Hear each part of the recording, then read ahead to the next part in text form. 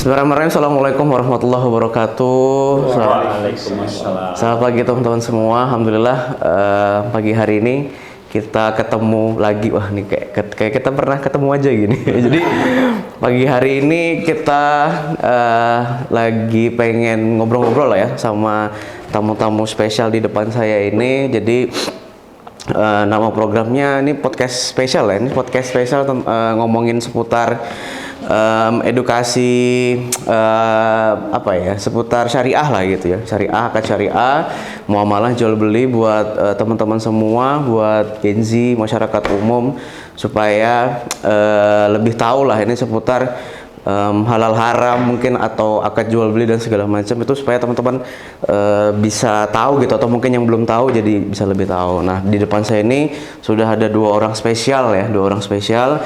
Ini di depan saya ada Ustadz Putra Pradipta. Ini Ustadz viralnya Balikpapan ya, tapi di Balikpapan nggak viral gitu. Lebih banyak di luar ya. Lebih banyak viralnya di luar gitu. Nah, terus yang di sebelah saya ini juga ada owner atau CEO yang punya PT Syahdina Land Group lah ya, yang punya perumahan syariah di Balikpapan satu-satunya ya. Satu-satunya. Bener ya kan? Satu-satunya. Pelopor ya? Oh, pelopor ya. Sebenarnya lebih hamba Allah yang siap hamba Allah. Hamba Allah yang diamanahi untuk memberikan kebaikan kebanyakan. Masya Allah, luar biasa. Oke, kita penasaran nih mau ngomongin pagi hari ini, kita pengen ngomongin seputar akad syariah ya. Dan ini juga kita lagi live di TikTok yang Ustadz Putra Pradipta, di Syahdina Land juga nanti menuju ya, Insya Allah. Ini kita jadwalnya jam 10, tapi mungkin ini jam 10 WIB ya mungkin.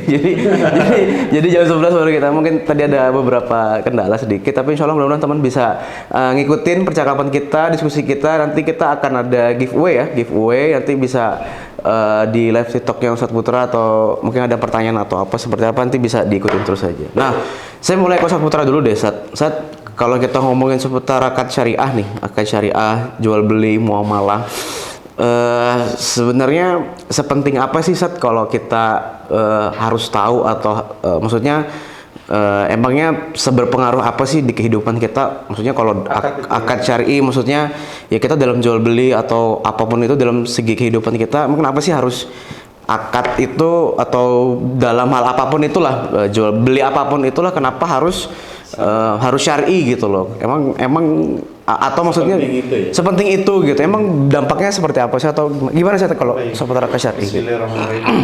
Jazakumullah khair Bang Bobi. Siap. Tadi teman-teman yang dimuliakan Allah Subhanahu wa taala dimanapun berada. Bismillahirrahmanirrahim. Alhamdulillahirabbil alamin. Allahumma shalli ala Muhammad wa ala ali Muhammad. Berbicara tentang akad, maka kita berbicara tentang ibadah, karena dalam muamalah itu juga termasuk ibadah. Jadi sebelum kita tahu dulu apa sebenarnya atau bagian dari mana daripada akad itu, kan ibadah itu kan jadi dua dia sebenarnya teman-teman. Yang pertama ibadah yang sifatnya vertikal itu ke atas itu. Atas. Langsung maksudnya daerah kepada Allah, dan ada yang sifatnya horizontal. Nah, horizontal berkaitan dengan manusia. Nah, teman-teman yang dimuliakan Allah Subhanahu wa taala, ternyata saking pentingnya juga yang berkaitan dengan muamalah dengan manusia, bahkan Allah Subhanahu wa taala menjelaskan sebuah perkara berkaitan dengan muamalah ya, akad itu lebih panjang daripada ayat-ayat berkaitan dengan hari kiamat. Ya, luar biasa. Dan itu ada dalam Al-Quran. Jadi dalam Al-Quran itu ada satu halaman di surah Al-Baqarah sebelum halaman terakhir, yang itu satu ayat tapi satu halaman panjangnya. Satu ayat tapi satu halaman. Satu halaman. Ini ngejelasin tentang? Nah, ternyata mungkin kita ini kayaknya tentang akhirat ya. Walaupun ya memang sebenarnya tujuannya akhirat juga gitu kan. Tentang ini nih, tentang itu. Sholat Ternyata misalnya enggak. apa? Ternyata yang dibahas adalah berkaitan dengan akad utang piutang. Akad utang piutang satu halaman. Satu halaman. Itu satu ayat satu halaman sendiri. Satu ayat satu halaman. Sampai sepenting itu ya. Sampai sepenting itu.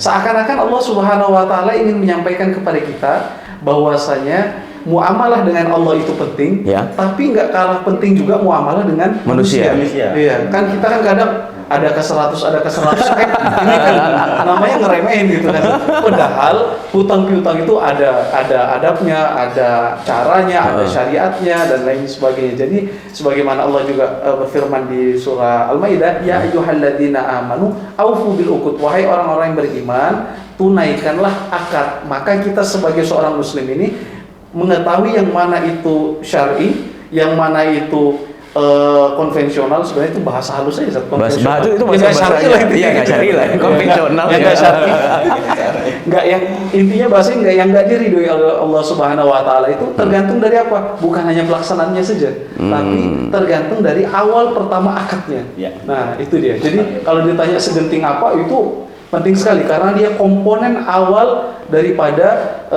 keridhaan Allah Subhanahu Wa Taala hadir pada muamalah tersebut. Nah, berarti banyak orang yang tadi soalnya misalnya kayak hutang gitu ya, banyak orang ngeremehin kayak ada kas 100 kayak udah ini aku pinjemin 100 gitu ya, atau mungkin ya orang lain banyak gitu. Berarti itu harusnya secara syariat itu harus ada di misalnya kayak utang piutang kita bahas, berarti harus dicatat, ada saksi, ada tata caranya kan saatnya akad syar'i gitu. Bahkan Ya. Allah Subhanahu Wa Taala mengatakan falyaktub gitu kan. Kalau ada wa idza tadayyantum, kalau mau utang piutang itu boleh. Bahkan dalam Islam itu kan sebenarnya utang piutang itu bukan wasilah untuk mencari keuntungan.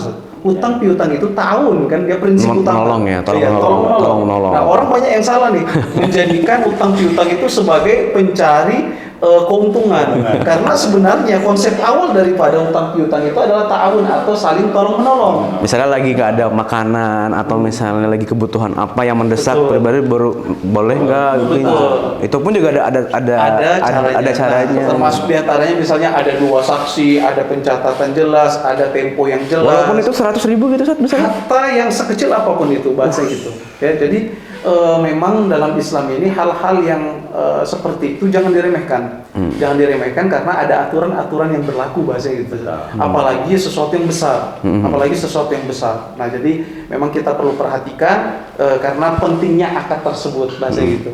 Nah, sekarang saya mau ke Pak Dodi deh. Pak Dodi sebagai apa ya? Itu hamba Allah, sebagai pelaku salah satu pelopor lah ya, yang bisa dibilang mengedukasi seputar akad syariah ini. Di lapangan ini seperti apa, Kang? Apakah masyarakat ini kaget kah atau skeptis kah atau kayak, kan nggak tahu ya, ini pengalaman saya pribadi Kang ya, Pak ya, kayak Bob, akad syari itu kayaknya ribet ya, atau maksudnya nggak ada oke nggak ada bunga tapi harganya pasti mahal ya, kita beli apa gitu kan ya, misalnya ini jadi ada mending lah. Jadi kau mending. Kayaknya kalau yang tadi dia bilang Saputra kayaknya konvensional, kayaknya barangnya misalnya kita beli HP nih, kayaknya lebih murah kredit deh gitu kan. Kan bunganya juga 0% gitu kan, tapi ternyata ada unsur riba dan segala. Nah, Kang Lodi sendiri di lapangan ini dalam apa ya sehari-hari terjun di bisa dibilang muamalah akad syariah ini, masyarakat ini gimana, Kang? Oke. Bismillahirrahmanirrahim. Assalamualaikum warahmatullahi wabarakatuh. Waalaikumsalam warahmatullahi wabarakatuh. Menanggapi tentang akad syariah, Ya. Kebetulan juga memang di perusahaan kita sendiri, betul di bidang properti itu memang memberikan mempergunakan akad syariah. Akad syariah yang memang akad syariah itu sebenarnya nggak ngasal juga sih bikinnya ya. Ya pasti ya. Jadi emang harus ada dewan syariahnya atau Betul. paham sekali tentang akad syariah tersebut, tentang muamalah syariah. Ilmunya juga harus bisa dipertanggungjawabkan. Betul.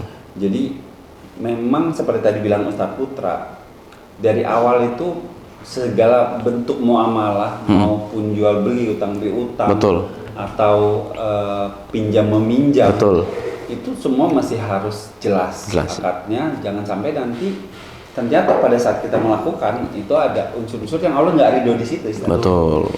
Jadi memang dalam akad atau muamalah itu, akad tuh nggak boleh, yang pertama pastinya nggak boleh ada riba ya. Oke. Nah, teman-teman kan mungkin banyak yang masih belum paham tentang riba itu seperti apa sih. Betul. Kemungkinan kebanyakan sih yang kita alami, loh kan kalau beli misalnya gini nih, saya jual beli ya, contoh jual beli aja. Yeah. Ini kalau utang piutang kan jelas ya. Kita misalnya pinjam 1 juta, terus balikinnya juga 1 juta. Harusnya 1 juta. Nggak boleh ya. Plus kita pinjemin mobil atau motor, pinjemin atau pijet aja itu sudah bentuk tambahan yang jadinya riba. Ada keuntungan, ada manfaat. Ada kelebihan. Ada manfaat ya. Kelebihan dari akad utang piutang itu. Nah, jual beli sama pun jual beli, cuman kalau dijual beli itu lebih lebih luas lagi ya, lebih detail lagi, selain riba, nggak boleh ada tambahan tadi itu. Manfaat itu. Misalnya kita sudah akadnya 50 juta, ya udah 50 juta. Mau nanti kita kreditkan 1 juta, ya kita harus akad dulu. Kredit 100 juta, berapa tahun? Nah, Berapa? nggak boleh lebih. Jangkanya berapa? Meskipun dia nggak bayar berapa tahun pun juga, atau sehari 2 hari, nggak boleh ada denda juga, karena kan jadi tambahan. Nah, Oke. itu riba. Terus yang kedua, nggak boleh digoror. Goror ini apa nih? Goror itu yang nggak jelas ya, abu-abu. Iya, ketidakjelasan. Ketidakjelasan akadnya Ustaz ya. Ketidakjelasan. Jadi misalnya tadinya dia ngomong A, ternyata aktualnya B atau C atau D. Nah itu nggak boleh. Kalaupun harus ada perubahan seperti itu harus disampaikan diomongin lagi dan minta keridhaan dari si kedua belah pihak. Jadi memang kita harus jelas. Dalam Islam juga harus jelas ya Ustaz.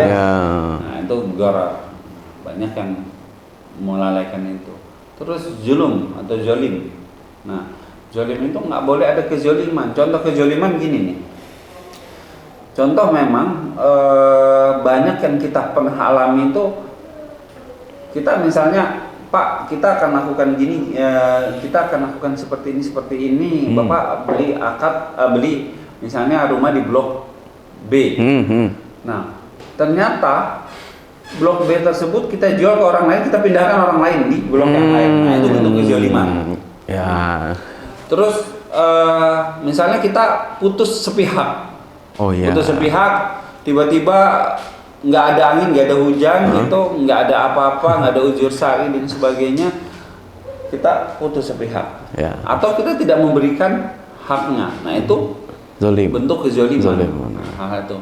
Di luar itu tergantung kesepakatan lagi Ustaz ya. Misalnya contohnya ada perubahan cuaca, perubahan kayak force major misalnya. Force major itu kayak kejadian alam yang kita nggak bisa kontrol gitu kan. Atau kebijakan pemerintah dan sebagainya. Itu hal-hal yang seperti itu masih bisa dimaklumin karena memang ada pembicaraan di awal.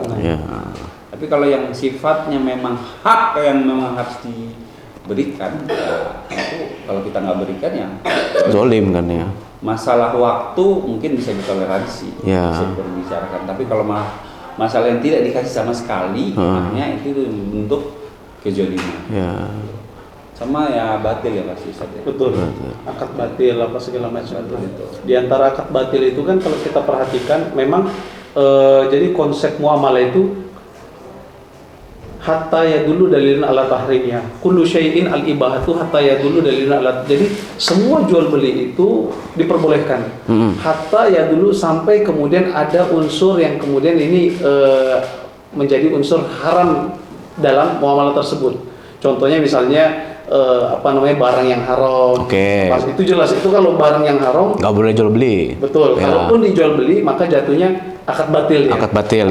Balik lagi ke tadi ya. Nah jadi kalau sudah akad batil, riba lagi gitu kan, bahkan sebelum riba udah akad batil dosanya udah double gitu kan. Jadi orang banyak yang yang mengira bahwa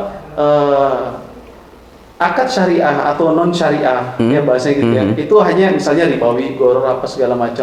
Nah banyak juga yang belum tahu tentang akad batil. Nah akad batil, di antara akad batil tadi seandainya dalam muamalah tersebut ada yang saling dirugikan, kemudian ada pemaksaan, misalnya gini, satu Dodi bilang kepada customer gitu kan, beli rumah misalnya gitu. Nanti kalau misalnya beli rumah lunas, saya beli ya, saya wajib beli lagi ya. Nah ini namanya pemaksaan, ini akadnya batil, nggak boleh kan gitu. Maksudnya karena jual beli ada namanya baik, ada yang namanya ishtar gitu kan, ada yang penjual, ada yang pembeli. Hakikatnya yaitu taghayyur al-milkiyah.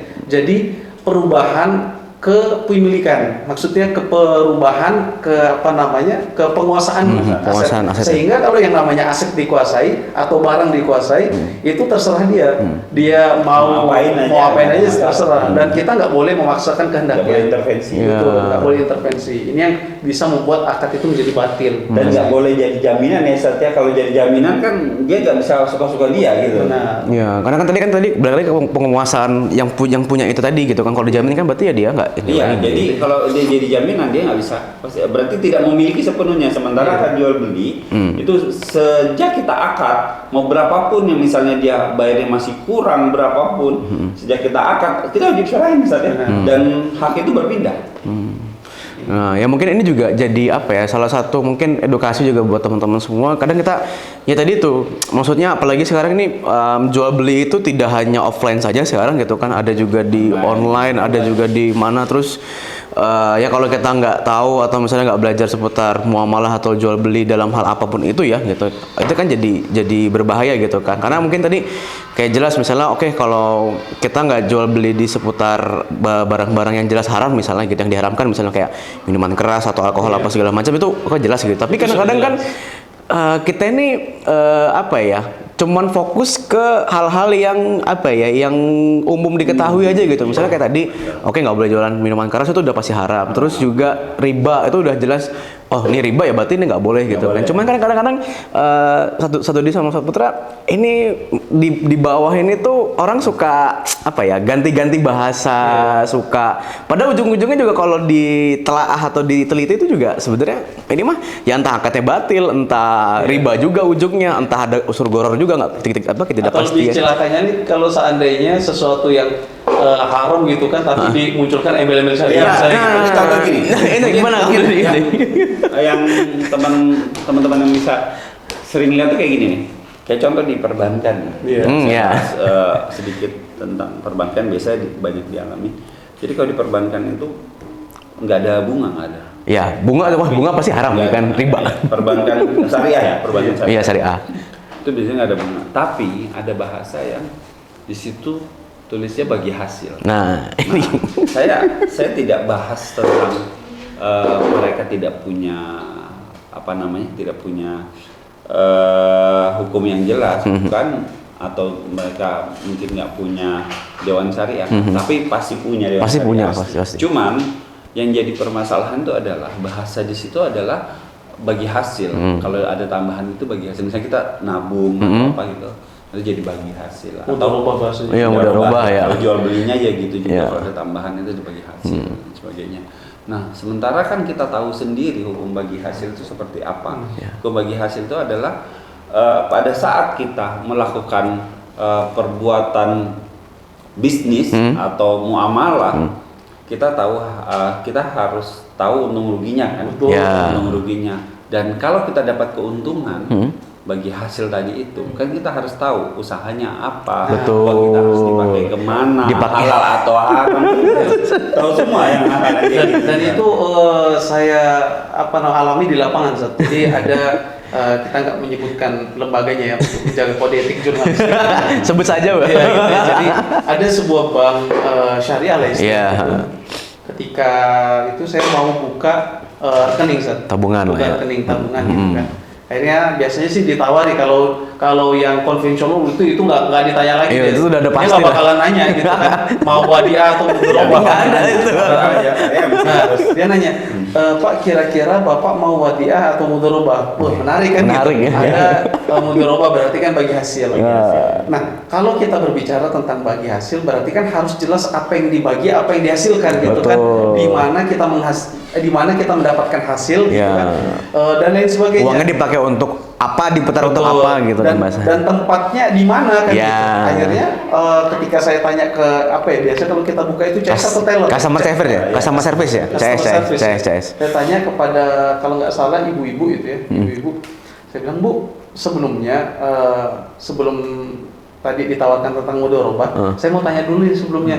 Kalaupun di mudharabah, berarti kan itu apa, Bu? Itu bagi hasil, Pak. Oke, bagi hasil.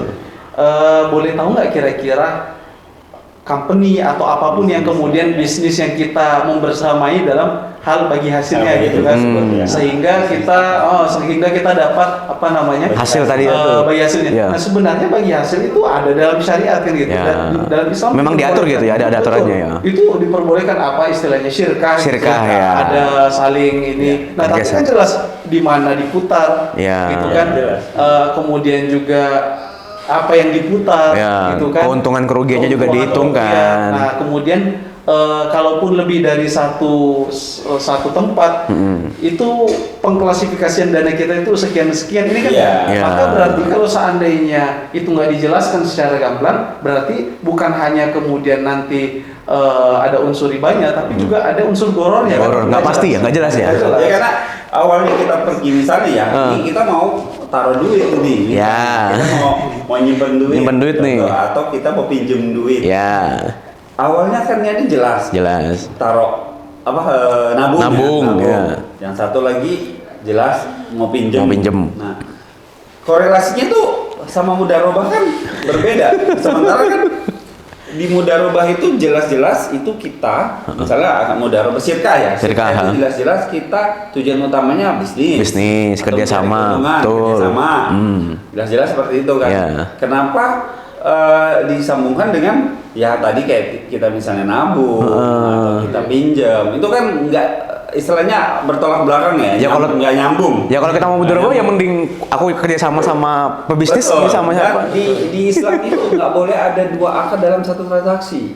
Benar gimana sih? Dua akad dalam satu transaksi. Misalnya gimana nih? Gimana misalnya? Misalnya kan tadi akadnya itu kan dia misalnya menabung gitu kan. Nanti ada mudharabah lagi kan, nanti ada dua akad berarti. Ini mau nabung atau mau dipotong nih uangnya nih. Betul. Nah, gitu kan. Jadi nanti kalau yang memang sih yang paling aman yang sementara paling wadiah ya.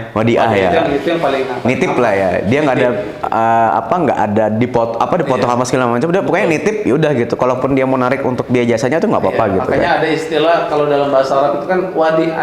Kalau dulu kita jadi santri itu misalnya ada teman mau ke kantin gitu kan, ada wadi, saya nitip. Nah, jadi wadiah itu kan artinya kita nitip untuk dijaga nih. Ya nanti kalau kita pesan ada biaya operasional itu lain.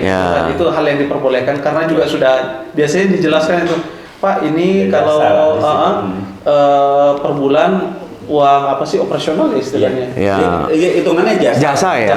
Karena mereka butuh administrasi, pakai duit juga administrasi. Terus ya tinta dan sebagainya, materai dan sebagainya itu kan, ya itu diperbolehkan sih. Karena itu termasuk daripada ijaroh istilahnya. Ijaroh itu upah. Nah sama juga kayak gini nih. Kan ini kita baru-baru banget ya, Lebaran Idul Fitri, gitu ya. Ada di pinggir jalan, tukar uang, apa segala macam gitu kan. Orang, Pak mau nukar berapa? 100, oke. Yang didapatkan 90.000 gitu kan, dalam mungkin pecahan 2.000 rupiah. 2.000 misalnya gitu. Itu sebenarnya apakah kemudian diperbolehkan apa enggak kan secara syariat, walaupun katanya bantu enggak. Nah itu malah jatuhnya ada namanya riba fadl. Riba fadl itu contoh adz-dzahabu bidz-dzahabi. Jadi kalau memang itu jumlahnya 100.000, harus 100.000 juga. Nah nanti setelah itu ada istilahnya akad ijaroh yang dimana misalnya gini, Pak kita ini tukar uang gitu kan, ngantrinya. Nah kami ada biaya operasional sebesar misalnya 10.000 sekali setiap transaksi kita ini. Nah itu disebut dengan ijaroh dan ini yang diperbolehkan oleh para ulama. Nah bahasanya gitu. Itu nilainya kan setiap transaksi bukan nominal kan. Misalnya 1 juta jadi sekian itu kan beda. Enggak, tapi walaupun ujung-ujungnya sebenarnya kan sama aja Kang ya. Maksudnya dari 100.000 juga ujung-ujungnya kepotong jadi 90.000 atau kepotong 10.000 gitu. Tapi nggak dipotong. Iya, nah maksudnya gini, hasil akhirnya kan tetap 90.000, tapi yang ngebedain akad syariat atau enggaknya itu ya apa maksudnya? Jadi gini maksudnya nominal dari 2.000, maksudnya kuantitas dari 2.000 itu harus sama 100.000. Nah, jadi sama dulu 100.000 baru setelah itu baru dipotong kan. Nah, dipotong dibelikan ya. Mau memberikan jasa, membayar jasa itu ya akannya biasanya bayar kamu ini jasa. Jadi pada saat tukar menukar harus sama, nggak boleh kurang. Nggak boleh. Karena kan orang mikirnya kan sama juga kok, ntar aku juga ngeluarin 10.000 juga kok, mending dipotong. Nah itu mindset kan. Jadi kuncinya adalah di akad. Nah itu kembali ke akad ya. Oke, saya akad pertama tukar duit. Oke, saya tukar 1 juta dengan pecahan 10.000 misalnya. Berarti kan 100 lembar. 100 lembar. 100 lembar diberikan. Ya, dikasih dulu. Dikasih dulu, nanti setelah 100 lembar kita terima, si bapak itu bisa bilang, Pak, atau nanya, Pak, ini ada jasanya, boleh nggak saya minta jasanya? Jasanya sekian. Oke, ini jasa buat kamu. Itu is oke. Karena akad yang kedua dia akad jasa. Akad jasa kan ya, karena dia mungkin ngantriin bensinnya apa segala macam. Itu. Nah itu kadang-kadang itu saat maksudnya masyarakat itu tuh kayak mikir kan sama aja kan nanti maksudnya toh juga akan keluar duit juga misalnya ya tadi untuk biaya jasa tapi kan sama aja mending langsung potong aja dari situnya padahal itu bedanya jauh kan ya. Jauh karena gini kita diajarkan sama Rasulullah itu adab. Oh iya. Diajarkan aturan. Dalam setiap transaksi itu harus ada keikhlasan. Nah, jangan keterpaksaan. Ya. Kalau akad batal tadi itu ya. Kalau kita ternyata tadi kau dipotong segini, kan dipotong tuh bahasanya udah dipotong. Iya, dipotong. Kesel banget ya dipotong. Tapi kalau jasa. Lah, kan udah kalau gitu saya nggak bantuin kamu. Iya, gitu. kamu antri sendiri aja sana.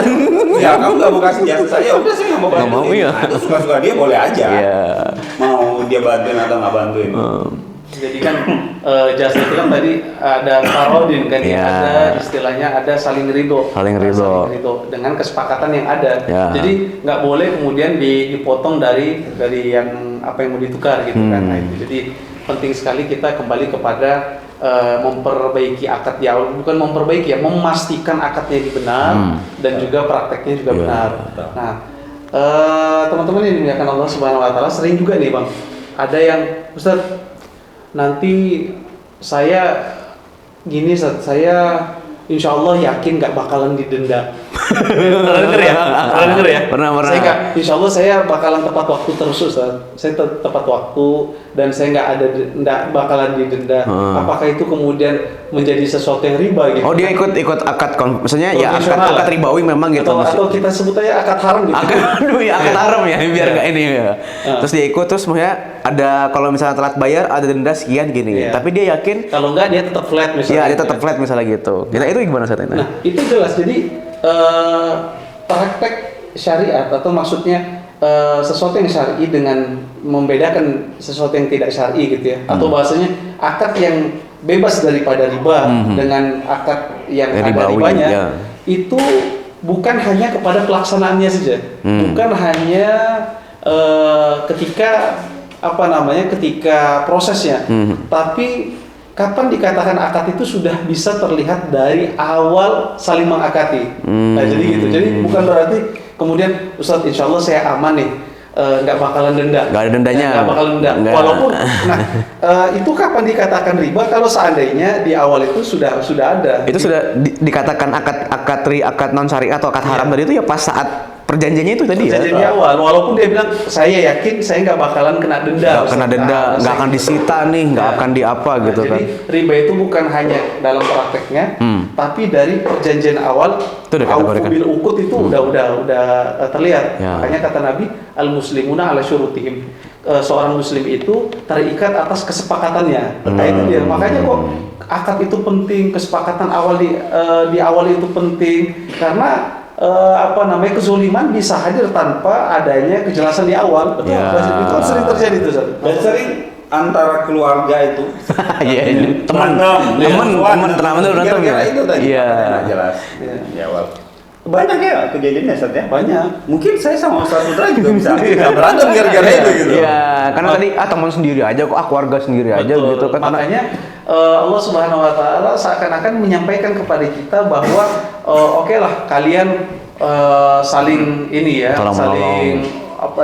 saling tahu menahu misalnya.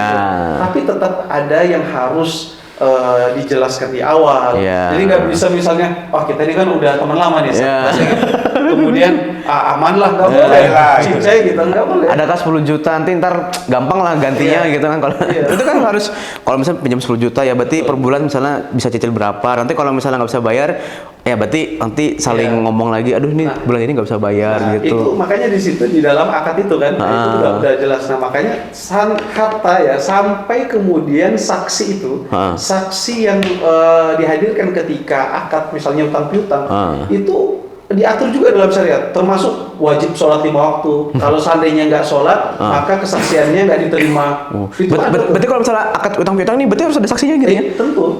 Tentu. Berarti nggak bisa nih Ustaz Putra sama Ustaz Dodi, Pak Dodi pinjam dong 100 juta gitu misalnya gitu. Itu langsung ngasih gitu tanpa ada akad itu memang nggak boleh, nggak ada saksi itu. Karena apa? Ternyata dalam syariat ini sekali lagi seakan-akan Allah Subhanahu Wa Taala ingin menyampaikan kepada kita ini kalian tuh harus hati-hati. Ya. Oke lah sekarang hati kita lagi senang, sama lagi enak gitu ya, lagi gitu enak kan. ini. Nah kita nggak tahu ke depan misalnya mood kita lagi gimana gitu kan, lagi butuh, Lagi butuh. Terus tiba-tiba misalnya satu tadi bilang Ustaz gimana utang yang kemarin 100 juta, wah emang ada gitu kan? Saya gitu. Nah, Sering terjadi gitu. itu. Makanya kenapa dalam surah Al-Baqarah itu Allah Subhanahu Wa Taala perintahkan harus ada saksi. Nah, saksi ini yang pertama tadi dia harus sholat agar dia amanah kan. Insya Allah orang yang sholat 5 waktu kan orang yang bisa diambil kesaksiannya. Dia insya Allah terjaga. Sehingga jika terjadi sesuatu ada hitam di atas tertulis putih, juga gitu kan. ada saksinya. Ada saksinya. Sehingga ketika ada mau mengambil sebuah kesimpulan hukum apa dan lain sebagainya dalam misalnya ada penyimpangan, ini kan jelas dia. Jelas. Jadi tidak ada. Ini loh akadnya begini loh, kamu misalnya per bulan harus bayar sekian, kamu nggak bisa bayar terus. Kan udah disepakati. Oh, udah disepakati. Dan tertulis, ada bukti tertulis dan ada saksi. Iya, terus nggak bisa bayar nih gimana gitu. Nah, itu kan hanya nanti- saja memang ya tadi ada istilahnya kalau kata Ustaz tadi itu adabnya maksudnya Ya. gini. Kita udah sepakat nih di tanggal 1 Mei saya harus Bayar. menyelesaikan utang gitu misalnya, 100 ya. juta. Nah, kalau seandainya pun kita nggak mampu, makanya ada istilah adabnya gitu ya. Ya. Kita sampaikan dengan Baik ini lah, kan, ya. baik Pak dengan Dodi. apa sih istilahnya kalau kita di Indonesia ini attitude-nya gitu ya. Ya. Kita sampaikan ini mohon maaf kemarin kan saya ada utang nih. Ya. Nah, qadarullah ini kayak gini. Lagi ada Bisa nggak kira-kira ada kelonggaran, ada Nah, dan ini diperbolehkan bahasa gitu. iya. Nah, jadi luar biasanya lah Islam ini mengatur sampai sedemikian. Ya. Karena misalnya nih kita syahid, Ya. kita ke Palestina ini lagi perang gitu kan. Nah, ya. Qadarullah syahid, Nah. kita utang. Wah, masih ada utang. Maka kita nggak bakalan kemudian bisa menyentuhkan kaki kita ke dalam surganya Allah Subhanahu Wa Taala sampai perkara ini selesai. Walaupun syahid. Walaupun syahid. Jadi silakan itu kalau kita buka riwayat bahkan kitab-kitab fikih para ulama itu dijelaskan itu bahwasanya di antara hal yang bisa membuat kita tertahan itu utang itu makanya jangan main-main dengan akad itu, bahasa itu. Nah, saat ini mungkin beberapa hari terakhir ini lah kita sempat dihebohkan sama ada penemuan makanan anak-anak gitu. Yang maksudnya di kemasannya itu tulisannya halal. Tapi setelah dicek diumumkan juga sama pemerintah ini haram. Nah, maksudnya kan ini kan ya kita kan ya udah apalagi tulisan halalnya kan kita ya orang-orang kan juga percaya aja gitu kan. Nah, marshmallow itu ya. Yang marshmallow itu. Nah, kalau kaitannya sama ya di kehidupan sehari ya maksudnya kan kita ya nggak cuma makanan, misalnya tadi ya rumah lah, beli motor, beli HP apa segala macam. Nah, sebenarnya kalau seandainya nih kita beli atau kita bisa dibilang ya kan anak-anak kan kita nggak tahu ya kan bilangnya halal ya kan kita ya udah percaya sama pemerintah atau sama orang yang mengeluarkan sertifikat halal itu tapi ujung-ujungnya juga ini kok mengandung yang nggak halal gitu kan. Nah, itu apa sih konsekuensinya kalau misalnya kita melakukan akad haram gitu yang ke dalam tubuh kita itu apa sih emang yang bisa terjadi sama kita itu? Dampaknya apa sih saat emang? Pandangan Islam ya. Iya. Nah, jadi sederhananya gini, kita ingin menyampaikan kepada teman-teman semua ya di seluruh dunia khususnya di Indonesia gitu ya, saudara-saudara kita yang Muslim, bahwasanya baik kemudian kita memperhatikan apa yang kita konsumsi berkaitan dengan halal haramnya gitu saja. Tapi saking seringnya kita memperhatikan itu sampai kita banyak yang lupa nih atau bahkan saking kita terlalu fokus dengan makanan yang halal dan itu memang penting, tapi sering juga kita kemudian atau bahkan kebanyakan lupa tentang bagaimana memiliki properti atau bahkan tempat bernaung kita, rumah kita dengan cara yang diridhoi oleh Allah Subhanahu Wa Taala. Istilahnya gini, kita ini boleh saja dan memang harus memperhatikan sertifikasi halal makanan. Tapi kenapa banyak orang yang nggak sadar tentang apa namanya properti yang dia miliki udah sertifikasi halal atau enggak? Karena kan kayak ini kan nggak aku makan. Ini kan nggak aku makan. Ya, karena kalau makanan jelas ya. Makanan jelas ya. Jelas kalau mengandung kayak misalnya babi. Babi, ya kan udah ada keterangan jelas itu kan. Iya. Haram itu jelas. Udah itu haram. Iya. Nah, sementara kayak kepemilikan properti atau kepemilikan barang ya. apapun yang kita miliki itu juga kita harus, itu bisa jadi haram juga gitu ya. Iya. Dan orang banyak nggak sadar gitu kan, kayak emang kenapa kalau aku nggak mungkin lah soal belinya pakai uang halal iya, gitu, saya juga beli. Iya, gitu. Padahal akad ribawi itu kan itu ancamannya luar biasa saat ini. Iya. Bahkan kata Allah itu seakan-akan kita ini nantang perang Allah. Iya, Bahasanya kayak gitu tuh. Banyak orang nggak sadar kan gitu. Kalau seandainya makanan yang haram ya tentu ada konsekuensinya gitu. Jelas lah itu, ya udah tuh udah jelas. Ya. Nah cuma nggak kalah mengerikannya kemudian ancaman Allah terhadap orang pelaku ribawi. Nah, pelaku ribawi itu kan bukan hanya orang yang mencatat, tapi ya konsumennya juga, penjualnya juga, dan lain sebagainya. Semua terlibat. Semua terlibat. Ada 4 asdam terkena ya, setelah Betul. yang menjual, yang membeli, mencatat, dan dua orang saksinya. Nah, itu dia. Nah ini yang sedangkan gini. Makanan mengalir di dalam darah, dalam tubuh tuh memang jelas ini yang kena ya kita. Nah, kalau paling yang menjual. Ya, kalau kepemilikan barang kan HP nggak dipakai, motor ya dipakai aja, rumah juga ditinggalin, emang apa? Tentu sesuatu yang didapatkan kemudian dengan cara yang tidak benar atau sesuatu yang didapatkan dengan tidak syar'i gitu kan, pasti akan menghilangkan keberkahan kan bahasa gitu. Ini kita tinggal di rumah loh 24 jam. Bayangkan kita memang secara zahirnya rumah ini memang ya barangnya halal gitu kan. Ya. Maksudnya nggak najis segala macam. Tapi memancarkan atau bahasanya hilang atmosfer keberkahan bahasa gitu. Bahasa gitu. Makanya bisa jadi loh, kok kita makan udah halal segala macam gitu. Tapi kok barangkali ada masalah di rumah, suka berantem, anak-anaknya suka berantem. Ada aja gitu masalah gitu. Istri suka berantem. Ada aja yang problem itu bisa jadi. Bisa jadi salah satunya gara-gara itu. Iya. Keberkahannya kurang atau bahasanya hilangnya keberkahan dalam sebuah apa yang kita miliki karena kita memilikinya dengan cara yang tidak disyariatkan oleh Allah atau tidak diridhoi Allah. Padahal mungkin orang-orang ini ngerasa aku kerja halal nih, kerja juga di kerjaan. Saya kan bayar pakai uang saya. Iya, pakai hasil keringat saya. Kerjaan juga saya nggak korupsi, nggak nipu, nggak apa. Tapi kok tiba-tiba pas beli rumah atau beli HP, beli motor misalnya kok ada aja gitu ya, gitu ya. Itu berarti hilangin keberkahan tuh bisa banyak aspek bisa. Salah satunya itu. Makanya harus kita juga harus teliti, juga harus sensitif berkaitan dengan hal yang demikian gitu. Betul. Jadi memang masalah akad, terutama kepemilikan, baik itu properti, properti bisa rumah, bisa mobil, bisa motor, handphone. Handphone ini yang paling jadi paling banyak itu sekarang handphone, yang kedua itu rumah ya, karena kebutuhan ya. Itu jadi melebihi kebutuhan rumah, bahkan kebutuhan sehari-hari saja. Rumah kan ya kita masih tinggal di rumah kan gitu. Iya, handphone rumah itu banyak sekali yang terpaksa harus melakukan meminjam atau istilahnya berakad dengan akad-akad yang tadi itu ya batil, tapi menjadi yang memang tidak sesuai dengan syariat. Makanya hilanglah keberkahannya keberkahannya, dan ya tadinya handphone jadi handphonenya buat apa? Buat misalnya mungkin ya untuk nonton yang aneh-aneh lah, yang enggak yang mungkin kita jadi dosa. Kita sering marah-marah juga kalau ketemu teman gitu. Nah, terus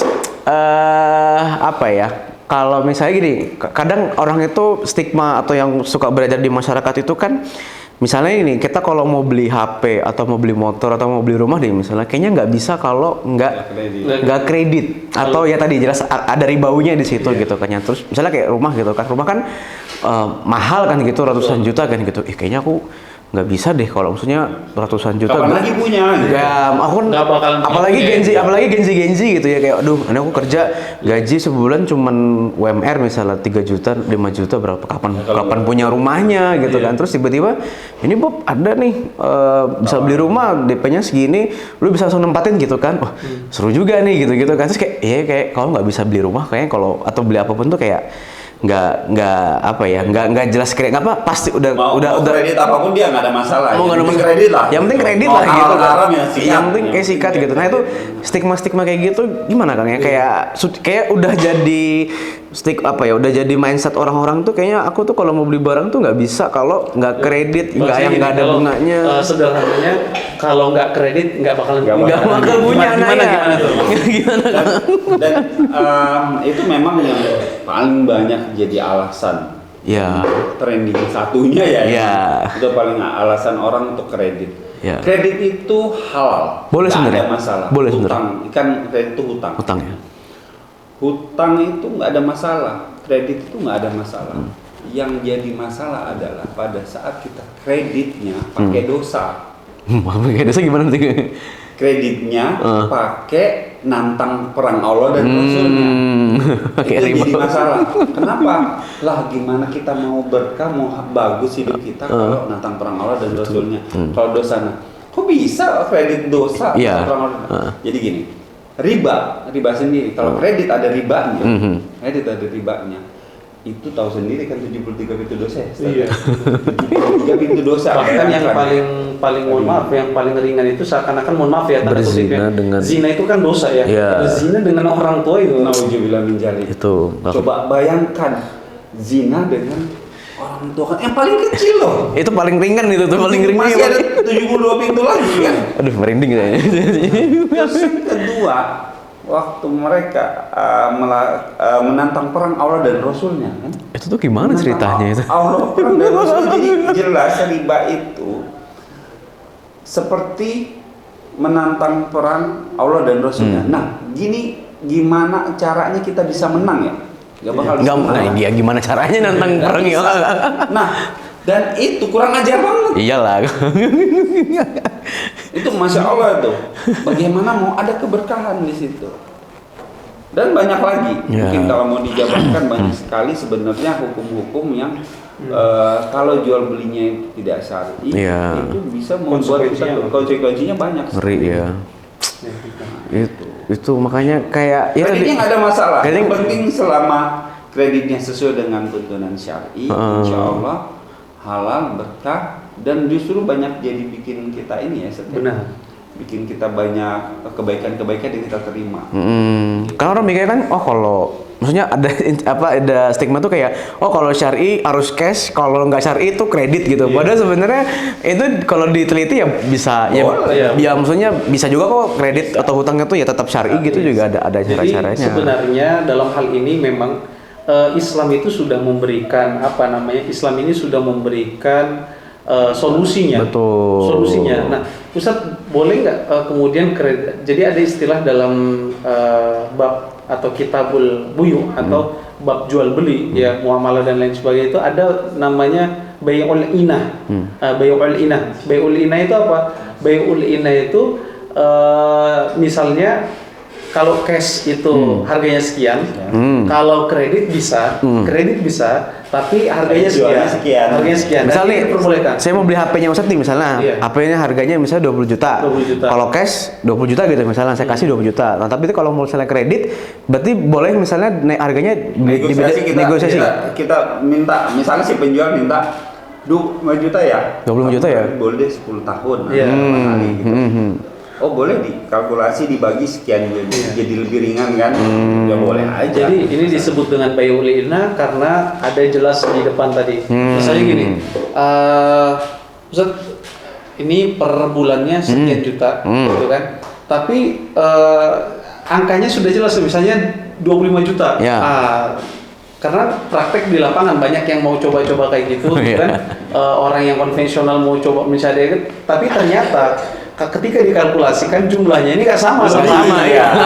Nah itu kan jatuhnya jadi riba dia. Dari 25 juta naik jadi itu Pak. Nah itu Lebih dari yang disepakati. benar sekali. Nah jadi kredit itu sesuatu yang diperbolehkan, Boleh ya. bahkan termasuk hal yang sifatnya ta'awun. Makanya Tolong-menolong ya. dalam kitab babul buyuh itu atau bab jual beli itu disebut dengan, kan banyak ya, ada kayak apa sih, pre-order itu ada juga, ada namanya bai'ul istisna. Nanti insya Allah mungkin Nanti episode selanjutnya lah ya. episode selanjutnya Kita bahas per ini item lah ya. Ini apa namanya, ini disebut dengan bai'ul inah. Bai'ul inah itu ketika misalnya ini boleh dua harga, dalam artian ini harga cashnya tadi 20 juta atau harga rumah itu 100 juta kalau cash. Kalau misalnya kredit boleh kami berikan keringanan, karena kredit itu kan salah satu bentuk tahun saja. Kalau menolong juga kan. Kalau menolong mempermudah, meringankan membayar. Nah gitu kan. Dan itu diperbolehkan. Tapi harganya misalnya dibedakan dengan hal-hal yang diperhitungkan. Misalnya nih kenapa harga barang itu kalau dia cash harganya 100 juta, kemudian kalau misalnya kredit dia harganya misalnya 200 juta. Nah, karena memang ke depan ini kan ada terjadi mungkin pengaruh fluktuatif juga, belum lagi harga bisa naik. Harga bisa naik. Nah, makanya ada skenario atau cara membayar yang atau harganya dilebihkan itu. Nah, untuk kemudian saling saling baiklah antara si penjual dan si pembeli. Nah, yang nggak boleh itu adalah kalau dia dari suku bunga bank misalnya gitu kan. Nah, kalau seandainya suku bunganya sekian, naik juga. Nah, jadi kan itu bukan hanya riba tapi juga gharar gitu kan. Ya nggak pasti ya. Betul. Nggak jelas. Dan Rasulullah sudah menjelaskan kan kullu qardin jarum manfaatan fahuwa riba gitu kan. Setiap daripada hutang piutang yang di situ ada keuntungan atau maslahat gitu kan, maka itu riba. Nah, gitu. Oke. Mungkin di TikTok ada yang tanya-tanya Sat, atau ada yang Masya Allah. boleh silakan, ada teman-teman mungkin selama live ini tadi ada yang mau tanya. Seru nih kayaknya diskusi kita ini. Bagi teman-teman yang mau nanya boleh tuliskan pertanyaan yang paling bagus, kita akan kita akan baca dan akan dapat hadiah ya. Hadiah. Ini jadi penting banget Bang masalah akad itu kan, makanya perbedaan kredit yang diperbolehkan sama yang enggak itu kan terlihat dari akad itu. Pas banget pembahasan kita dengan akad tadi. Ya, sambil nunggu juga Kang Dodi, ini nggak sih kesulitan nggak sih, maksudnya dalam menjalankan, atau bisa dibilang kan ini dari dulu kan sudah banyak banget nih akad-akad batil, akad-akad ya haram, dosa, ribawi segala macam. Nah, terus Kang Dodi ini datang dengan pengen mengedukasi masyarakat dengan ini loh akad yang benar tuh seperti ini loh, akad syar'i gitu, seperti ini gitu. Ada ini nggak sih Kang kayak penolakan, atau kadang kan pasti kayak masyarakat kok gini gitu kan, kesannya kan kayak kok akad syar'i itu ini kayak ada stigma mahal gitu, kayak padahal yang konvensional jauh lebih murah gitu. Itu tuh bener nggak sih Kang, kayak kok ya tadi tuh kayak masalah pemikiran kayak gitu tuh, kayaknya kalau beli HP pakai akad syar'i kayaknya mahal deh, kayaknya mending yang ya, padahal kan ini ya murah, tapi ya lu ya tadi tuh nantang perang Allah itu kan ya. Iya. Itu kan itu. Secara value-nya di situ pun juga lu nggak nantang perang Allah maksudnya nih. Lu nggak berdosa nih. Nah, itu kesulitan nggak sih Kang mengedukasi orang-orang atau masyarakat? Pasti kan banyak yang nanya ke Kang Dodi kan, mau beli rumah misalnya atau mau beli apa gitu. Ada nggak sih kayak kesulitan nggak sih mengedukasi seputar syariah gini nih? Jadi memang salah satunya juga teman-teman itu sering bertanya kalau misalnya ya saya nggak mau contoh ya di perbankan ya, yang konvensional sama syariah selalu membandingkan kalau syariah itu lebih mahal. Pasti gitu kan gitu. Jadi pertimbangannya ini secara ini kok jatuhnya kalau di konvensional misalnya kalau saya kalkulasi 20 tahun jadi 500 juta misalnya gitu kan. Kalau yang di syariah kok jadi 600 juta misalnya gitu. Nah, dia nggak tahu bahwa kalau yang di syariah, yang non syariah tadi itu kan ada namanya suku bunga, dia terlambat dia bisa disita, kalau nggak bisa bayar disita lagi.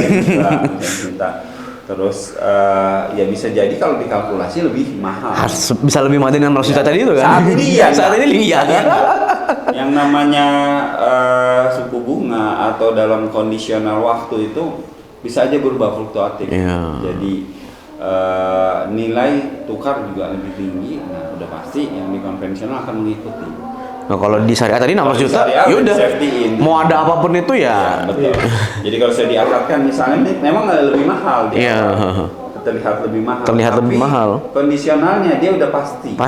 Udah pasti dan jelas. Dan yang paling utama pastinya kita tidak menentang perang Allah dan Rasulnya, atau tidak melakukan dosa-dosa yang Allah tidak ridhoi. Karena lebih rugi lagi kalau misalnya di rumah tersebut atau kita beli motor tersebut tiba-tiba kita kecelakaan atau kita suka berantem sama ibu kita, atau karena orang bilang itu kan tergantung orang masing-masing.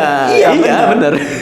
tapi kita kan sebagai orang yang beriman yakin dengan ayat Allah, yakin dengan hadis-hadis Rasulullah yang sudah jelas-jelas menyampaikan apa yang akan terjadi, gitu loh. Ini udah tahu nih nggak boleh haram, ya mau murah kayak mau apa kayak jangan di gitu loh. Ya, jadi kan kadang orang kan untung rugi ya. Tapi Allah itu udah atur dengan benar, itu lebih baik daripada yang kita pikirkan. Jadi menurut kita baik, belum tentu menurut Allah baik. Kadang kita merasa ini baik, tapi Allah tuh kadang membelokkan karena kita mungkin beriman ya. Allah maha baik sama kita, dipindahkan jadi seperti ini. Tapi kita nggak suka. Ternyata pada saat kita ngejelasin dengan ikhlas, oh ternyata jauh lebih baik daripada ini. Itu Kang Bobi. Jadi memang kadang orang kalau suka kau mendang mending, tapi ya kita balik lagi sebagai seorang beriman, kita punya tuntunannya Al-Quran dan Sunnah, kita punya tuntunannya Allah dan Rasulnya. Jadi selama itu menjadi keberkahan dan Allah ridhoi, nggak usah mendang mending. Gitu. Jadi emang karena nggak apa teman-teman saya juga nih ya di usia-usia maksudnya lagi kerja dan bisa dibilang lagi mau mempersiapkan saya buat anak apa kayak rumah tangga apa segala macam tuh ya udah mulai nih mau beli mobil, udah mau beli harus mempersiapkan nyicil rumah apa segala macam gitu kan. Datang ke saya tuh ya nanya gini kan mahal Bob ya gitu. Ya terus kalau ngomongin soal agama nih kadang-kadang suka gimana ya kadang-kadang memang kalau kita sendiri biasanya karena memang kebanyakan kita nggak mungkin nih orang membandingkan yang mudarat dengan yang baik. Sebenarnya juga kalau misalnya kita mau kritis Bang, akad syariah ini atau enggak sesuatu yang sifatnya syariah mungkin secara ini kita lihat ya kuantitasnya agak tinggi sedikit tapi value-nya lebih luar biasa loh tadi. Tadi enggak misalnya nih ada force majeure itu aset nggak disita, orangnya nggak didenda, apa segala macam. Kalaupun memang ada terjadi sesuatu, bisa ada komunikasi. Dan pasti nyaman, nyaman. Karena kita dilarang sama Rasulullah oleh Rasulullah SAW untuk membuat orang itu tidak nyaman dengan kita, atau kayak misalnya orang itu jadi takut maksa dengan gitu kita, terus ngerasa terancam, ngerasa terjolimi, dan itu betul-betul tidak akan dilakukan dalam akad-akad syariah. Nah itu. Mana ada pertanyaan Sat dari TikTok. Dari TikTok follower itu. Masya Allah. Kan banyak kan itu sih kan. Oke, kita baca ya. Dari atas. Coba marketing yang memasarkan properti tapi tidak sampai tahu bentuk akadnya itu termasuk syubhat atau baik Allah Subhanahu wa taala. Nabi SAW bersabda al-halalu bayyinun wal haramu bayyinun bainahuma mushtabihat. Halal itu jelas, haram itu jelas. Makanya kalau karena saya kemarin sempat juga pekan lalu atau 2 pekan yang lalu di sini kan nanya-nanya, dan memang bagusnya di akad syariah itu ya kalau ditanya apakah itu syubhat? Nah, di sini perbedaannya. Kalau syariah itu dijelaskan secara gamblang. Dijelaskan secara gamblang. Ini kayak gini. Nggak ada yang ditutup-tutupi. Nggak ada bahasa yang membuat kemudian orang bingung dan lain sebagainya. Jadi, teman-teman yang dimuliakan Allah Subhanahu wa taala, kalau ditanya apakah kemudian kalau seandainya si marketingnya ini tidak menjelaskan secara jelas akadnya, ya tentu ini bukan cuma syubhat tapi bisa jatuhnya goror. Gitu. Jadi bukan cuma syubhat tapi jatuhnya goror. Nah, dalam syariah tentu ini dijelaskan secara gamblang. Secara gamblang. Itu salah satu value-nya dari sekian banyak keuntungan gitu dari syariah. Jadi misalnya marketingnya di perjanjian di akad ada suatu hal yang dia nggak ngomongin sama marketingnya gitu kali ya. Jadi itu banyak ya. Jadi gini, biasa marketing itu memang itu udah lumrah ya. Udah lumrah ya. Karena mungkin juga secara keilmuan juga kurang. Biasanya mereka hanya menjelaskan yang umum-umum saja. Umum aja ya. Nah, kuncinya ada di akad. Jadi kalau misalnya marketing menjelaskan A, B, C, kita harus compare dengan akad ya. Dibaca lagi tuh yang dibaca lagi nih ya. Akadnya sesuai dengan yang diomongin dengan marketing. Kalau ternyata tidak sesuai, wajib kita kritisi, wajib kita protes, kalau perlu minta dimasukkan di dalam akad. Ya, dirubah lagi gitu. Tapi kalau seandainya sudah diakadkan dan itu sudah disetujui dan dibaca, ditandatangani segala dan macam, mereka tidak komplain, mungkin si marketing ngomong A terus di akadnya Di ada B. terus dia tetap menyetujui, Iya, tetap menyetujui. itu tetap halal dan tetap sesuai, kecuali dia tidak ada akad, hanya berdasarkan omongan marketing terus terjadi jual beli. Iya. Nah gitu. Jadi kalau di akad syar'i itu akan diulang lagi ya sesuainya dengan apa yang ditawarkan dengan marketing. Jadi kalau misalnya ada marketing ngomong ABC, biar dengerin aja. Dengerin aja. Tapi pastikan pada saat di akad sesuai. Iya. Oh, jadi pas nanya Mbak mau beli motor, mau beli rumah nih, oh nanti ini segini cicilannya apa segala macam. Nah, oke, dengar nih berarti ya. Nanti pas baru akadnya, pas mau belinya baru harus disampaikan lagi berarti ya, dijelaskan lagi. Ternyata nggak sesuai. Loh, kemarin bilangnya gini banget. Berhak menolak akad tersebut dan berhak meminta kembali semua uangnya, kan biasanya karena ada UTJ itu Ustaz. Uang tanda jadi. Nah, uang tanda jadi itu belum akad biasanya. Hanya nge-booking unitnya atau nge-booking barang yang mau kita beli. Nah, supaya tidak dijual ke orang lain. Nah, pada saat kita nge-booking itu, nah terus pada saat akad tidak sesuai, kita berhak minta kembali semuanya. Boleh. Dan itu dipraktekkan di Syadina. Dipraktekkan di Syadina. Makanya Allah. kuncinya begitu pada saat akad itu semuanya harus open. Jadi pada saat akad teman-teman tuh harus kritis dan penjual yang menerima kritis dari pembeli itu lebih bagus. Kenapa? Karena dia clear di awal. Dia nggak akan berantem. Kan bisa gitu. Sekarang aman. Nanti tengah-tengah dia berantem kemarin ngomong begini ya. Gitu. Ayo, ada lagi nggak? Oke, ada lagi nih, Ustaz. Saya baru akad rumah sama Bank Syariah. Waduh. Beliau yang ini pada di beliau ada bahasanya experience is the best teacher. Oh iya. Banyak. Kita kan teori aja satu. Gimana Ustaz? Kan juga ada bunganya. Oke, baik. Teman-teman sekalian yang dimuliakan Allah Subhanahu wa taala.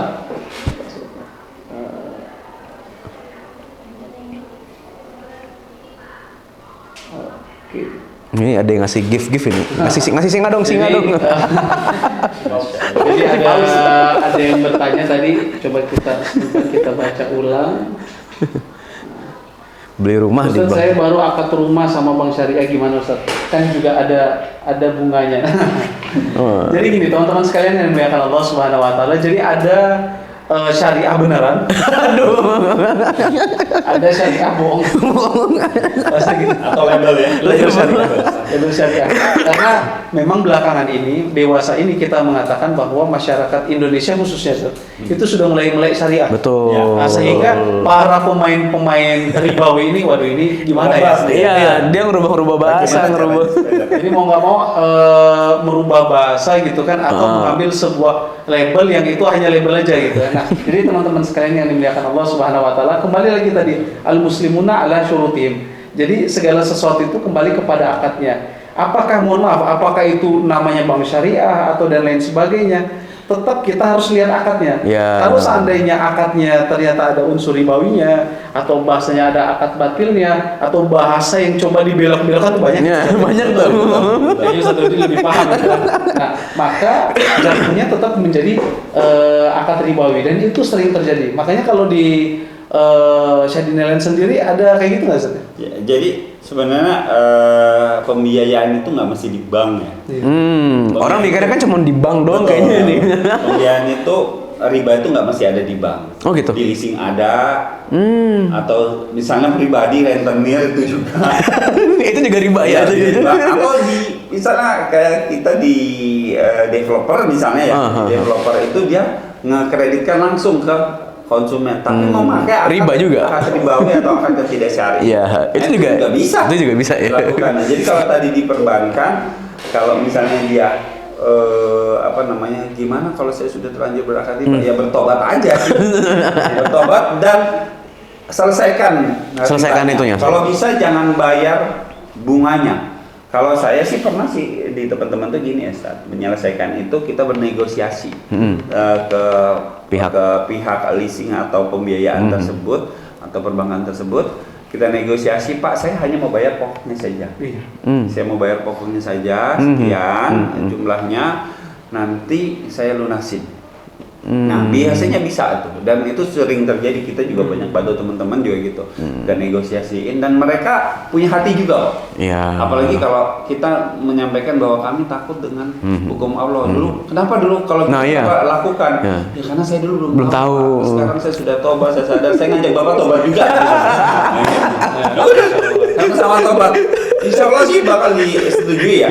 Nah itu mungkin kalau mau nextnya kita bakal ada pembahasan seperti ini. Boleh, nanti mendetail itu nanti boleh itu ya, mendetail. Tobat dari riba misalnya. Baik, ada lagi nggak? Ada lagi nggak? Itu banyak nih. Tadi udah berapa pertanyaan? Dua tadi ya. Nah, bagaimana ini kayaknya beliau juga yang karena praktisi juga. Bagaimana jika pembeli gagal membayar cicilan dan bagaimana cara penyelesaiannya menurut syariah? Nah, sedikit sebelum kalau dari sisi syariah saya putar dulu deh gini. Jadi dalam syariah itu kan tentu akad yang syariah tadi tidak ada ribawi, dendanya, tidak ada sita, tidak apa segala macam. Nah, dalam syariah sendiri kalaupun terjadi hambatan-hambatan yang seperti ini, ketidakmampuan ketika membayar cicilan dan lain sebagainya secara syariah, maka ada namanya syuro, maksudnya ada musyawarah, maksudnya ada diskusi dan lain. Nanti pada ujungnya sebenarnya ada antarodin, bahasa gitu kan, ada saling ridho, saling kesepakatan.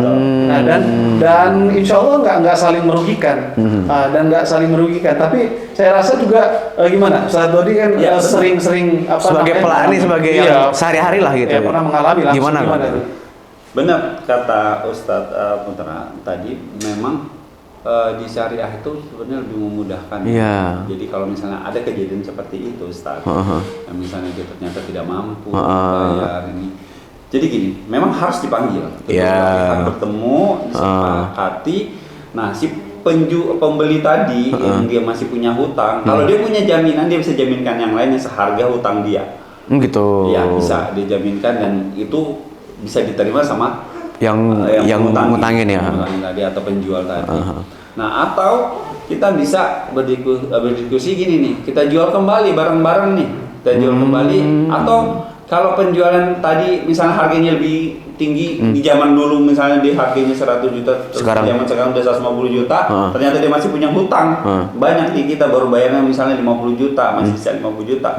Ya kalau kita bisa, kadang kita bisa menawarkan ke mereka bahwa ya udah Pak, gini deh, saya kembalikan duit Bapak untuk full. Bukan kembalikan, berarti saya beli kembali. Baik, saya beli kembali, nanti kita bisa menjual dengan harga yang baru. Tapi kalau dia pun minta menjualkan kembali, lebih bagusnya dijual bareng. Jadi kelebihan uang, misalnya dia dulu 100 juta belinya nih, akadnya nih, hutangnya sih sudah baru kebayar 50 juta. 50 juta. Ternyata harga barang tersebut 150 juta. Sekarang nih 150 juta nih. Di kondisional sekarang. Terus juga laku 150 juta nih. Laku 150 juta. 50 juta hutangnya dia dibayar. Balik ke penjual. Dia ambil kembali duit dia plus dia dapat untung. Oh itu bisa. Jadi luar biasanya saya di luar biasa gitu ya. Enggak ada yang dirugikan. Enggak ada yang dirugikan, malah banyak keuntungan. Kalau konvensional itu ya, itu malah misalnya nih mandek gitu kan, ya sudah, dia nanti ada puncaknya, udah get out dari tempat. Disita kan? Disita. Bahkan kadang-kadang kalau ini ya, kalau di rumah tuh ya teman-teman saya juga banyak tuh, kan biasanya di bank-bank konvensional tuh ada listing ini ya, rumah-rumah KPR yang ya mandek atau apa itu bahkan teman-teman saya bilang tuh, bahkan ada orang yang maksudnya dia masih mampu bayar tapi udah di listing itu. Udah itu kan kejam banget gitu, maksudnya kayak ya maksudnya dia masih bisa bayar tapi kok udah, maksudnya dibagi banknya, ini kayaknya orang nggak mau bayar nih, udah, ini siapa yang mau beli gitu, langsung kita kan kayak. Jadi nanti juga banyak kezoliman di situ. Banyak zolim juga. Tadi, nanti disita, belum lagi disuruh keluar paksa, belum lagi nanti ada kekerasan apa segala macam. Kalau di sini kan nggak ada preman di sini. Mukanya unyu-unyu semua. Nggak ada yang serem-serem gitu. Kita nggak ada tim yang dalam artian tim yang tukang pukul. Ya saya gitu lah. Tapi kita tukang nasihatin. Sebenarnya hutang itu wajib ditagih, cuman ada adabnya ya. Ada adabnya, dan yang ditagih juga punya adab. Sampai lebih galak yang ditagih ketimbang yang nagih atau hutang ini. Karena kita sebagai yang menghutangin kan juga menyelamatkan saudara kan sebenarnya. Nanti bayar lo hutang munter di ini.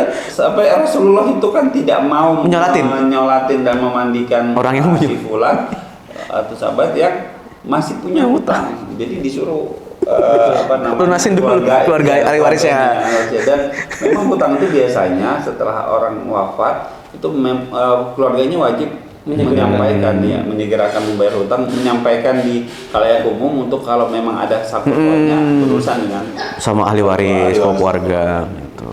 Ada lagi Sat atau Cukup kali Bang? cukup ya? Oke, baik nih kesimpulan nih sebagai penutup dari Ustadz Putra dan Ustadz Dudi. giveaway-nya gimana? Giveaway gimana? Giveaway dari pertanyaan tadi ya? Ya. 3 tadi, oke. Cukup atau dulu lagi? Cukup nggak apa-apa. Untuk kali ini nanti kita Oke. siarkan ya. Boleh. Oke. Nah, Para pemenang kita. terakhir sebagai kesimpulan, kalau misalnya udah terlanjur nih, ya tadi nih misalnya Pak Bis nonton ini, iya nih kayaknya aku kena akad ribawi kayaknya nih, aku nih kayaknya lagi terjebak nih, bertobatnya atau maksudnya supaya apa ya? Ya bertobat sama Allahnya ada caranya nggak sih atau Pak Dodi gimana caranya gitu sebagai Jadi Allah Subhanahu wa taala berfirman di surah Az-Zumar itu, "Qul ya ibadiyalladzina asrafu ala anfusihim la taqnatu min rahmatillah." Jadi sampaikan kepada hamba-hambaku yang dia sudah melampaui batas ya ribawi. Kan dosanya ngeri tadi Ya, Ustaz, dosanya ngeri. yang paling rendahnya aja dosanya seakan-akan berzina dengan Orang tua sendiri. Bahasa gitu. Maka kata Allah Subhanahu wa taala, la taqnatu min rahmatillah. Jangan putus asa terhadap ampunan Allah, rahmat Allah. Ya, innallaha yaghfiru dzunuba jami'an. Sesungguhnya Allah ini mengampunkan semua kesalahan. Kata syirik, sampai syirik. Syirik itu tetap diampuni sebenarnya kalau dia sebelum meninggal sempat bertobat. Nah, sama juga dengan ribawi. Maksudnya orang yang pernah bertransaksi ribawi atau pelaku riba, maka cara kemudian untuk bertobat yang pertama menyesali, ya. Itu yang paling utama. Menyesali apa yang dia lakukan. Yang kedua, dia masih memang punya hutang itu harus tetap diselesaikan gitu. Maka segera selesaikan, tuntaskan. Kemudian yang ketiga, jangan kembali lagi melakukan hal yang sama, bahasa gitu. Dan insya Allah masih ada masih ada pintu rahmat Allah yang begitu luas, seluas-luasnya laut, lebih luas lagi ampunan Allah. Jadi teman-teman nggak perlu putus asa kalau memang sudah terlanjur gitu ya, terlanjur dengan yang sifatnya riba, akad yang tidak benar dan lain sebagainya. Segera selesaikan, fakultus taghfiru Rabbakum innahu kana ghafaro, perbanyak istighfar dan sesali, dan juga sebagai bentuk kafarat bahasa gitu ya, sebagai pengganti ya, itu denda dan kutip lah denda gitu ya, kafaratnya itu walaupun memang yang nggak ada ininya secara spesifik ya, tapi sebagai bentuk kafarat bisa mungkin kita mensyiarkan, kita mendakwahkan ke saudara-saudara kita agar pemahaman berkaitan dengan pentingnya meluruskan akad, pentingnya membenarkan akad ini kepada saudara-saudara kita. Mudah-mudahan itu jadi penggugur dosa-dosa kita di masa lalu. Insyaallah. Kang Dodi ada terakhir closing statement mungkin? Ya, teman-teman mungkin yang masih punya persepsi kalau nggak riba atau nggak bisa beli sesuatu, nggak punya sesuatu, yakin lagi nih.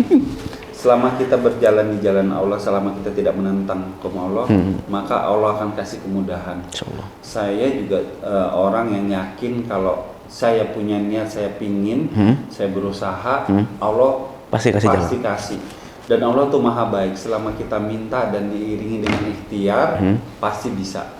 Baik itu mau cash ataupun kredit, pasti bisa. Dan sekarang udah banyak yang memberikan solusi kredit dengan murni syariah, tanpa terlibat dengan menentang hukum Allah, tanpa keluar dari jalur keridhaan Allah. Insya Allah banyak kok kemudahan. Biar berbeda dengan zaman dulu ya. Kalau susah sekali ya kita. Ini nggak banyak ya edukasi kayak gini-gini ya. Iya, edukasi ini. Insya Allah carilah lembaga-lembaga pembiayaan kredit yang memang benar-benar syar'i. Kalau misalnya kira-kira kurang yakin, bisa nanti menghubungi Ustadz Putra atau mungkin ada di IG saya ya, bisa ke DM ke saya, DM ke Ustadz Putra atau ke guru-guru yang memang dipercaya dan benar-benar memahami tentang sistem akad syariah, muamalah syariah. Ya, saya teman-teman lebih banyak lagi belajar, mudah-mudahan mendapatkan keberkahan dalam hidupnya, dan insya Allah belajar Islam itu merubah hidup kita itu menjadi jauh lebih baik daripada sebelumnya. Oke, Masya Allah luar biasa. Barakallahu fikum. Terakhir, kalau sudah punya hasil riba nih, ya akad batil tadi atau akad haram, bisa punya rumah, punya handphone, punya HP, atau punya apapun itu harus dijual nggak sih? Atau harus atau nggak? Oke, ini banyak ya, nanti kita bakalan temui perbedaan ya sikap dalam hal ini. Next ya. Insya Allah next kali ya. Next ya. Ini Oh, gitu buat ya. buat penasaran teman-teman nih. Masih banyak. Masih banyak. Apakah harus dijual? Apakah harus dijual? Apakah harus dijual? Udah punya beli rumah 1 M, akad haram. Wah, udah ribanya apa Wah, dijual? Nah, masa dijual tunggu. juga sayang. Tunggu episode berikutnya. Tunggu episode berikutnya. Insya Allah kita rutin sama teman-teman semua. Terima kasih buat teman-teman yang sudah nonton di live TikTok, di Instagram, dan juga nanti videonya kita share juga. Terima kasih buat teman-teman semua. Sampai jumpa lagi di episode selanjutnya di pekan depan. Insya Allah sama Sat Putra dan sama Kang Dodi, Sat Dodi. Kita akan ngebahas seputar ini. Hari ini kita udah ngebahas seputar kulitnya lah ya. Ini luarnya pentingnya akad syar'i dalam kehidupan kita. Nah, nanti episode selanjutnya kita mungkin bahas detail ya, akad misalnya hutang piutang, jual beli yang akad ya riba fadl tadi apa segala macam, itu kita akan bahas per poin gitu yang lebih detail gitu ya. Terima kasih buat teman-teman sudah nonton. Kita akhiri, kita tutup dengan doa kafaratul majelis dulu. Subhanakallahumma wa bihamdika asyhadu an la ilaha illa anta astaghfiruka wa atubu ilaik. Terima kasih. Assalamualaikum warahmatullahi wabarakatuh. Waalaikumsalam warahmatullahi wabarakatuh.